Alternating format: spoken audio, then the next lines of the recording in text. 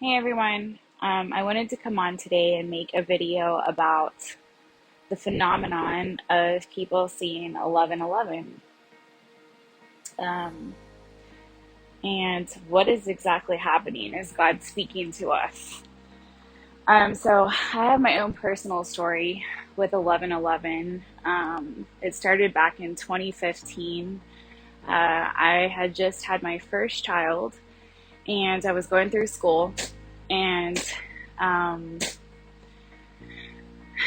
my father had begun to tell me, hey, Jacqueline, there's a good chance that we're living in end times. You should really check out what all these like tetrad of blood moons means and everything. And I really just didn't have time. I was a new mom. I was busy. I was in school. And I really wasn't that interested, to be really honest with you. So fast forward a few years, and I kept it in the back of my mind what my dad had told me about Jesus coming back. We're heading into different times. Really until about 2020, and everything started happening, and the whole world shut down, and it really got my attention. And I knew something wasn't right, but I wasn't quite sure what was going on. And so after speaking with my parents, they had suggested some videos to look at for end times things. And they said, hey, just check it out. You don't have to believe it, but just give it a chance. And so that night I left their house and I listened to the video, and the woman that they had suggested to listen to really has some compelling facts that it really just began to draw me in a little bit closer to, are we possibly living in the end of days? So after that, I really began to read my Bible, and specifically with the book of Revelation. I was like, okay, God, I'm gonna look at this book. And I've tried to read it before, but it just never made sense. And but I really started to study Revelation, and I started to study the book of Genesis. And that's really when I started experiencing this phenomenon, if for lack of a better word, of seeing the number 11:11 all the time. At first, it was here and there, and I really didn't think anything of it. A lot of times it was in the context of seeing it on the clock on the oven or the microwave, or being in my car, or being at work and seeing 11:11. And, I really started to notice it to the point where I started taking pictures of it on my phone. And I started to talk to Andrew about it and my parents, and I was like, hey, like, I'm really experiencing something weird going on. I'm seeing this 11:11.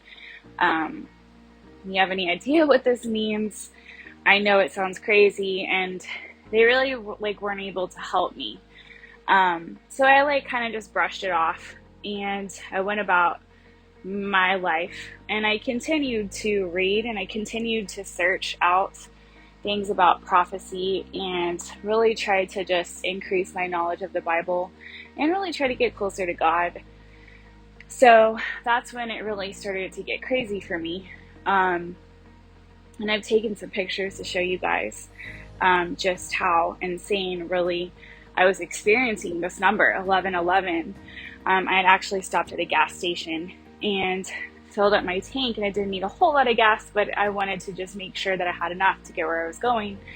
And I turned around, and the actual amount of gas that I had pumped ended up being 11:11. And that really blew me away. And I was like, okay. I mean, it started really coming out of more than just seeing it on a clock. I started seeing it everywhere I went. I actually also went to the grocery store and I needed to buy some chicken for something I was making, and the chicken that I picked up, and there's a picture of the chicken too, was actually $11.11. And so I just really began to experience this number at a whole new level, and I was just like, wow, like this is crazy. And I was still continuing to see it on the clock. And the last one that really just blew me away, and I don't have a picture of it because I didn't want to get in trouble for any HIPAA violations, or I didn't want to even get close to that, but I'd actually received a critical lab value in one of my patients, and it happened to be 1,111. And after that, I just said, okay, either the devil or God is supernaturally trying to communicate with me. And my understanding of the fact that it was divinely put in my path from God was that with my continued growth, with my perseverance and understanding the Bible and God, and praying and get up in the morning and really seeking his face, I started to see this number more often. So I really just took it as a sign, and I didn't really understand it, but that it was from God. And so I went online, like everyone else does, and I went on YouTube, and I looked up, 1111, and of course it was just flooded with descriptions of videos that people had put up about, they were saying 1111. And it was interesting because there was two camps of people. One were clearly believers, and they were reporting this phenomenon and trying to explain it through biblical terms. And then there was another camp of people that really seemed to be more, I didn't really look at it, because anytime I see something about angel numbers, it usually typically has to do with some sort of mystic idea or new age phenomenon. And so I really try to stay away from that. I really tried to just stay in the context of the Bible when trying to understand this 1111. So after seeing that it wasn't just me, and that there was a lot of different people experiencing this, I really began to seek God's face on it, and to try to understand what he might be trying to communicate with me. And so the first thing I wanted to do is to see if there was a precedent in the Bible for God speaking through signs and symbols to people. And there's three things that I wanted to mention as examples that I felt were kind of, it communicated something to God's people, to people, about what was happening in the world, or something that God had wanted to say. So the first example I found was, of course, the rainbow, after God had flooded the earth. And it was a promise to the citizens of the earth that he would never again flood the earth like he did in the days of Noah. And it's still a sign that we see today. After it rains, we still see a rainbow, and that is according to the Bible, which we believe is the ultimate truth as his promise to us. Another place that I found in the Bible that I felt like God really spoke to me was in the book of Revelation, it tells us that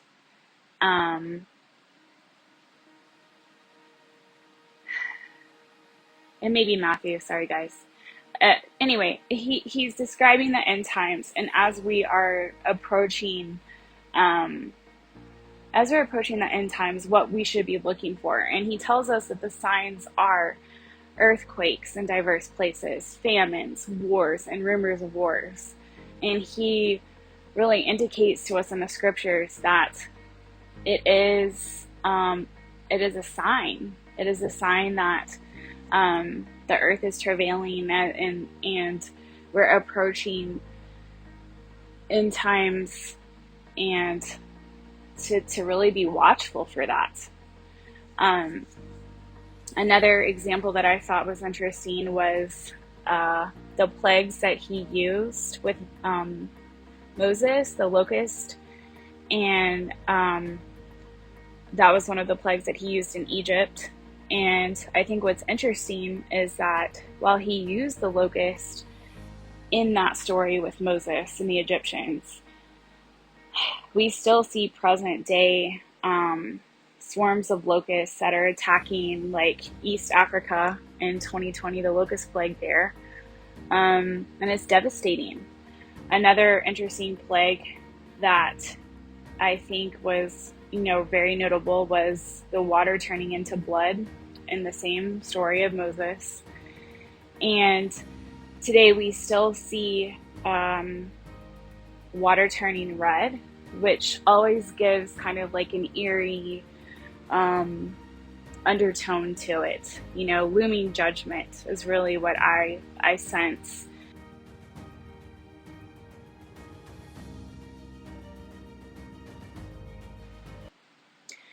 So I think after really looking through the Bible, and you can see that, yes, God does use signs to speak to people, and it can be good, which the rainbow is a positive thing, but it can also, some of the signs can also be judgment. And so I really, I said, okay, God, this looks like this could possibly be from you, 11:11. And I think another way to really confirm whether or not God speaks in symbols is to often look at what the devil is doing, because the devil really is the ultimate counterfeit. He's the ultimate counterfeit. He loves to mock God and Jesus. And we see that with, Jesus Christ as the Savior of the world, and then Satan offers us the Antichrist in the book of Revelation. We see that with the gift of prophecy. That's a gift from the Holy Spirit. And then Satan on the other side has like the gift of divination or fortune telling. And so Satan always likes to pervert good things that God has for us. And I think that it's important to look and see, okay, if God communicates in signs and symbols, does Satan communicate in signs and symbols as well? Because if he does, it's likely that God also is, it just establishes even more that God communicates in signs and symbols. And so, and I know this is tough for some people. You don't really like to get into all the occult stuff, but I think it's important to know that it's almost part of our duty as Christians to be aware of the world we're living in. And, there's a couple of verses that God really spoke to me about this, and really kind of educating myself about some of the stuff. Hosea 4:6 says, "My people are destroyed for a lack of knowledge. Because thou hast rejected knowledge, I will reject thee, and you will be no priest to me. Seeing that thou hast forgotten the law of thy God, I will forget thy children." And I think God is pretty clear when he states that it's important to know,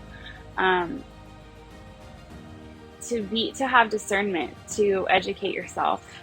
He also says in Isaiah 5:13, "Therefore my people are gone into captivity, because they have no knowledge."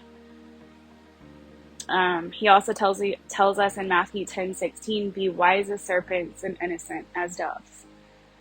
So I know this stuff is a little bit much for some people, but I'm just trying to kind of shed some light onto some things that I think are helpful, especially in the context of this 11:11 thing. So what we're looking at is, does Satan speak through symbols? So I'm sure most of you are familiar with the all-seeing eye. The most famous probably example is the dollar bill, but you can see it on several of the celebrities, and they're trying to sell their music, stuff like that. It's really known in many religions, Freemasonry, Hinduism, a lot of New Age stuff. Um, they believe really that it is the ability to see what might be in the spirit. I thought an interesting historical fact was that the ancient Egyptians actually dissected the pineal gland from the brain, which they believed to be enlightened human understanding. So just this, basically just a representation of being able to know the future, to have hidden knowledge. We also see in the book of Revelation, John warns us that the Antichrist has a mark, and it is in a symbol form. It is 666. And God tells us to have wisdom. He says, "Here is wisdom, let him that hath understanding count the number of the beast, for it is the number of a man. His number is 666. So he's giving us information that the beast will actually have a symbolic number, or a symbol that we will be able to actually calculate, which is very important. And then the last, I think, just kind of interesting one that I found was the obelisk, which is, I think the most famous one is probably the Washington Monument, but it's really an ancient statue that was set up a lot of times for spirit of sun gods to enter, and it was actually usually a place of human sacrifice. But I thought the interesting part about it was that on each side of the monument, it measures 55 feet. It measures 55.5 feet, or 666 inches on each side. And this obelisk actually, and I'm quoting from a Dr. Kathy Burns, she's quoted saying that the word obelisk literally means bale, shaft, or organ of reproduction. And sorry for that, that's a little graphic. But she's basically saying that we should be really shocked that we have this symbol in our nation's capital. And a lot of people don't know that. They're not aware of that. So, and I will say this, that in our education systems, we're really not taught to think like that. We're really not taught to think in signs and symbols. And so a lot of times, I don't think our brain really computes with that. And so, I think that it's kind of up to us to kind of educate ourselves about signs and symbols, and just to be aware that it's a possibility out there. So after I'd really established that 1111, I kind of viewed it as a sign, not so much in the context of time, because I was seeing it on so many different things. I said, okay, this is not just about time. This is a sign. This is a symbol. And so I really sought out with God, what does the number 11 mean? And so I looked for some examples of the number 11 in the Bible, and it's actually not mentioned a whole lot in the Bible. But the first concept, if I can say that we see 11 used is usually in judgment. In Genesis chapter 11, we see where man rebelled against God and built a Tower of Babel. And after God sees this, he judges them because they're doing something they're not supposed to be doing. He confuses their languages and scatters them across the earth. So we see 11 in this context of judgment. And then I'm going to put on a slide so you can look these up if you want to. There's several kings mentioned in different in different books of the Bible about kings that ruled evilly in the sight of the Lord, receiving judgment on the 11th year of their reign. So King Zedekiah, and then I'm going to skip the J one because I'm not sure how to say it, and then King Tyrus, and then the Pharaoh, they're all judged in the 11th year of their reign. So I really saw 11 definitionally as judgment. And then another theme that I really found 11 in the Bible was time coming to a close, time winding down.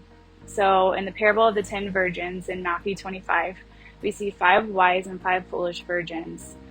All fall asleep, but then the bridegroom arrives at midnight. So midnight, 11 being right before 12, 11th hour, as we're getting close to midnight. Midnight is when the bridegroom takes away the 5 wise, and the 5 foolish are left to go get oil. So, and it also speaks to the feeling that I get when I see this 11:11 every time I see it, because it's sometimes still so shocking when you see 4 ones come across. It is almost like this sense of like urgency, just because it's such a rare set of numbers to all see together. It really speaks to me as, like time is winding down. Like that's the sense in my spirit that I get, like time is running out. And so another example of coming to a close or time winding down that I thought might be interesting was, and you know how Satan is always a copycat, the doomsday clock. So this was actually started in 1947, which I also think is very interesting because Israel, being the prophetic timepiece, was around the same time also started as a nation. The doomsday clock often is referred to, the end of civilization as we know it, to destruction, to doomsday. And I think as of right now, this year, it is actually set 100 seconds to midnight. So, one of the revelations God gave me was that in the Bible, we're told that God never does anything before he tells his servants, the prophets. And being that Satan is a copycat, I really believe that God is probably also constrained Satan to the same set of rules, if you will, because all the time we see pre-programming, and we see it in movies, and we see it, if you're really watching, you see it everywhere. And I think Satan I think he does have to give that information out. And so I think the doomsday clock is a really great example of midnight, also again representing the end. So 11 being coming right up to midnight. The third example of time running out I wanted to use was the parable of the workers in the vineyard. So we see the 3rd, the 6th, and the 9th hour workers go out into the vineyard. They're promised a denarius for their work. And then you see that the master offers the 11th hour workers that are standing around to go out and participate in the vineyard and the harvest. And, this one really spoke the most to me because it speaks how close we are to the harvest, and the harvest being, the final harvest of human souls when we're coming to the close of time. And I think 11 really just represents 11th hour worker. You're close to the end, but what's so interesting, I think, about this story is he pays the 11th hour worker the same wage as he does the 3rd and the 6th and the 9th. And it's just so indicative of God's character to be so gracious and merciful to everyone who responds to his call. And he tells us that many are called and few are chosen. And so I just see 11 as this reminder of like time is almost up. Time is almost up. So we see 11 in the context of judgment, and also time is running out. And then the third thing I wanted to really emphasize on the number 11 in the Bible is speaking to a transition of God's people. In Deuteronomy 11:11, it speaks about Israel possessing the promised land, the people. And, they came out of Egypt to go into the wilderness. And then after 40 years in the wilderness, they eventually came into the promised land. And so, I think sometimes we find ourselves in the wilderness, but that 11 is signaling, hey, a change is coming, a good change for God's people. And this is also seen in Luke 11:11, when Jesus is going over after Lazarus has died. And Luke 11:11 says, "Our friend Lazarus sleepeth, but I go that I may awake him out of sleep." And he raises him from the dead. And I really think that is, wow, from death to life. I mean, can you get more of a miraculous transition than that? And so we see God's people entering the promised land, Jesus raising his friend Lazarus that was dead back to life. And then Isaiah 11:11 speaks that the Lord will acquire with his hand a second time the remnant of his people who will remain. So he's gathering his people, the remnant. It speaks to his remnant being restored in the land. And so this theme of restoration, of God really coming in to make a good change in the lives of his people is seen with 11. So it really has multiple meanings, I feel. And the three big ones being that time is running out, judgment is coming, and transition is coming for God's people. I think that God speaks differently to every person, based on our personality and our character. I think God chooses to speak to us all differently. I really found like this verse from King Solomon was really fitting for this, because it says, "It is the glory of God to conceal a matter, but the glory of kings to search out a matter." And it's really been a pattern of God to conceal his mysteries. The book of Revelation is a mystery, how things are going to end up. But he tells us ultimately that Jesus and the saints are victorious. Jesus speaks when he's on earth in parables, and he conceals the truth from the Sadducees and the Pharisees, and they are not able to understand what he's talking about and the truths that he's trying to convey to the people. And so we see this characteristic of God really asking us to seek out the truth, to really dig in, find what he may be speaking to you. And I think ultimately he's calling us out, and he's asking us to get involved. It is the 11th hour. He is coming back really soon. And I just wanted to make this video and to share it with anyone who may have been seeing this 11:11 phenomenon, and really what God has showed me.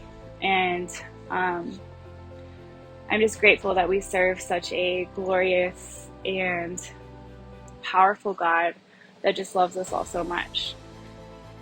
So thank you guys. I hope you have a great day.